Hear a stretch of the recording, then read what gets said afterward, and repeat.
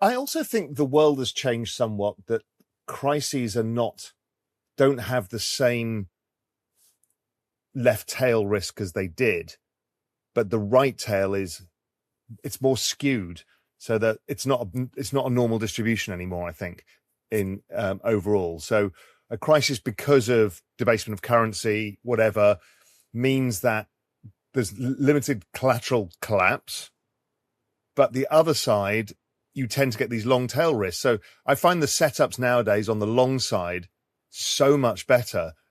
Like after 2022, it was an incredible opportunity because people's inflation expectations were insane. And so you get the opportunity. It wasn't the bond trade wasn't the great trade, but the equity trade was stunning, or long duration equities was stunning at that point. Yes, that's a good point. And I will tell you honestly, I'm of the two minds here. So I'm a little like in terms of assessing the future, because you're right that the left tail looks differently, because ever since, especially since the 2020 crisis, I think the methodology was put in place first versus global financial crisis, but in a very tentative kind of sheepish way. They're like, oh yeah, we're going to put a little bit of liquidity in the markets. Now, fast forward to 2020, you will see, like they thought they were doing like stimulus in 2008, right? That was nothing, right? That was like a drop in the bucket, right? Now we know what a stimulus is, right?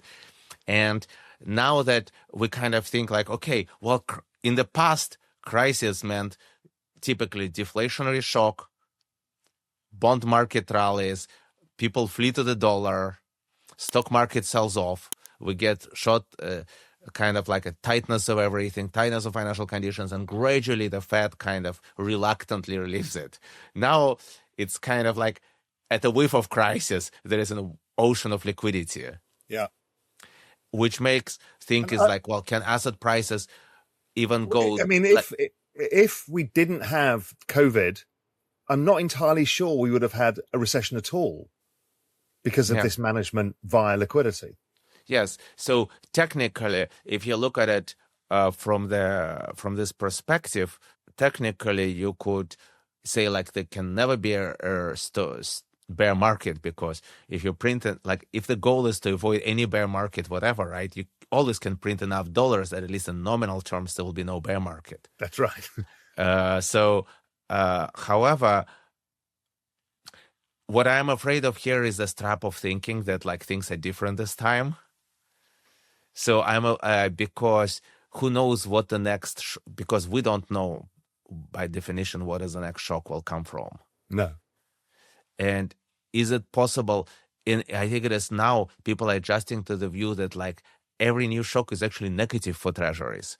Because imagine like there is a war breaks out. Imagine US goes to war with China.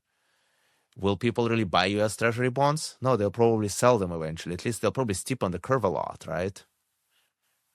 Will stock market goes down? No, probably like defense stocks will rally, this and that, and before we know it, everything is going up, right? Like what kind of shock could actually cause the old kind of recession, the old style recession? But because we're so complacent, maybe it can happen.